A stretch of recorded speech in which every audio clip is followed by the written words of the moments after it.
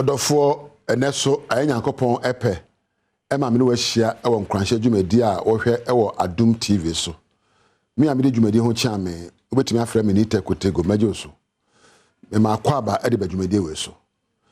eneso ye koso the rules of life abrabo emra sese yede we ni to so na the next rule and say the power of your mind onipa yetiase no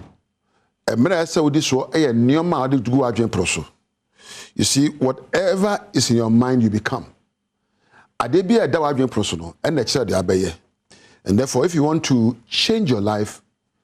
you require to have a mental transformation.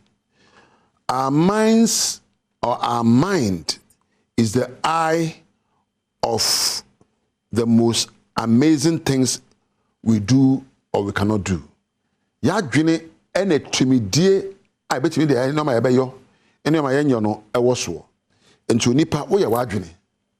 ena krachi bia sebe onyini ye pa onyi asika wo ye wo dini ankasa nyansani mapa ka tete no ye friend Solomon wo se dia wo dwene fa no sa ena wo yo. Nothing changes until your mind changes. Se bibi be sakra abrabo mu a bisa sakra na di kan wadwene mu ye nyina ye wo ye kwan bi so e kan sembi eto ya adwen proso sese ye nyini de de bu ye bra no enti se ne ma de bu emra ye nkwada abremu enioma a wo hye no nso de bu bra nkwada abremu ana amrante bremu no edum pepenso bi ese wo sakra mu sesa sodie a eda wo so no emu asesa se bo ya kwada obi na hwe wo obi na toma wudi ye wonyini ewu na ase wo hwe ho enti mra bi wo ho a wudi so nkwada abremu no adwene bi wo ho a wodwene nkwada abremu sese wo sa adwene sakra mu sebi na won wade ye no woda soronko ene da wari eniome bo hade ese adwen proso na uhun se oni hu kani na ho enti mo brabo ebe kire nkofo amuka bo mu. You see, if you feed your mind with new concepts and ask yourself very pertinent questions, your mind will definitely improve. Se nioma odeju to adwen proso no emu do ya esefata nempo bisebisa ho nsem bi se we any say I find the alcohol we dey na me ya metima din kunim sensem bisa enioma emu do ade to wadwen proso no e be kire wo ne ye na okasa. You have to begin to remind yourself of the things you want to do. Ne be wa pese oyo e say o kai ka won say we ma brabo me pese ma brabo ye say me pese ma djuma ko hey me pese ma po me koduru a me pese me ne ankran kwita hodie e say efe wo kasa nsem we a wadwen kase be Kenya no akope nioma o de be ye edinkunim ennabi wo a enane nkoyi. There are seasons of life, there are bad times and good times, but it takes a positive outlook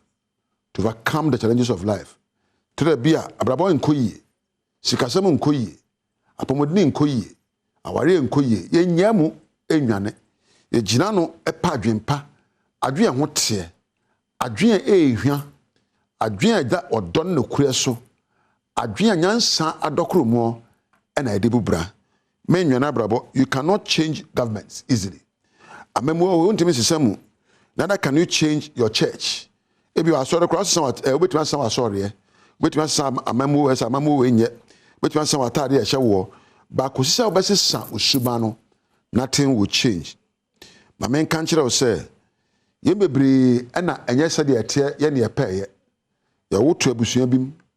ye wotu fie bim ye wotu omam bim ye wotu bro no bi so na sa krofo ya re wotu omomo no omo ne ye abeye wadwene ma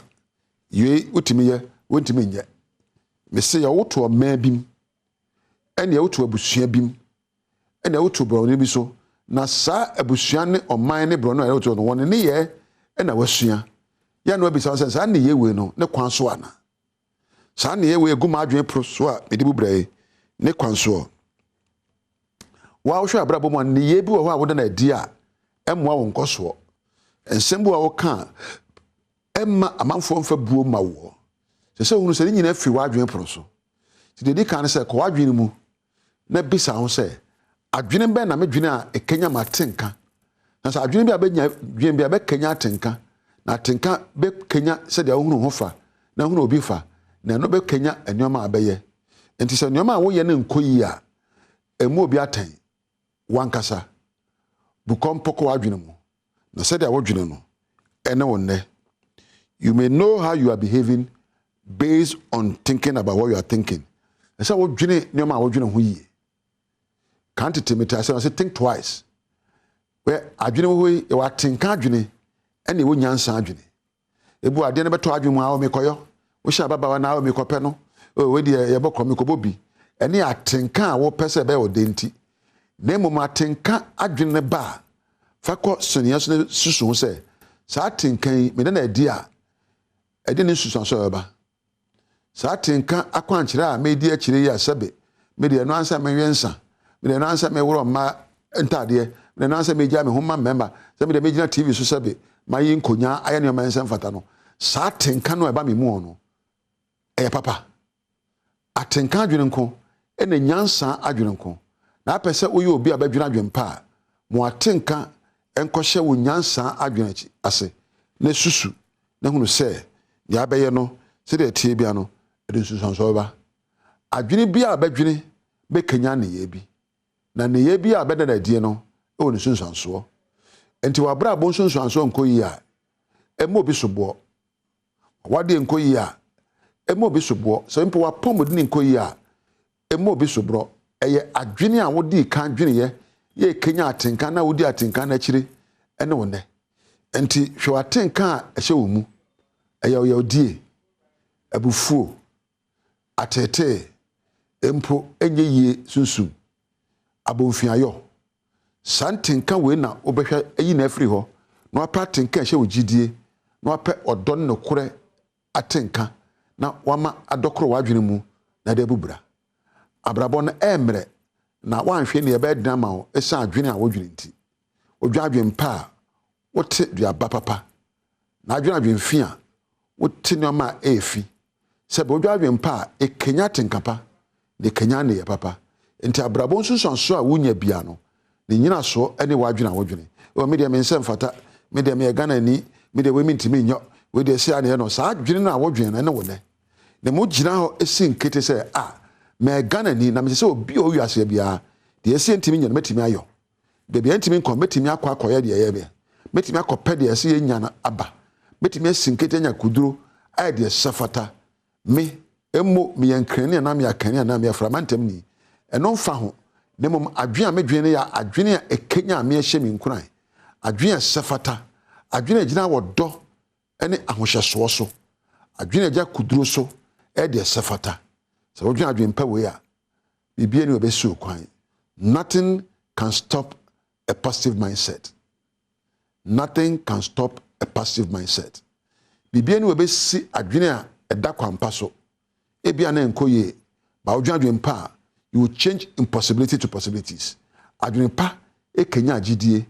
adwene pa ekenya ndaso, nempo ekenya onipadua e ma ide safata. Ene de meja ha emfa ho ne akọ mu nra emfa ho ne awone daso ne adwene pa ene de kansempa wa adwene proso de be mo da subampa di na wonya soso so papa aha ena meja wo abusua me nya ho kwa dwumade we koso badwam dwumade be koso enti nyi wa fidie ni mfre ha edin yam je so ni nita kotego na mpani e bo Adom e camera sound MC ena me producer Priscilla medamo ase muni nyame entina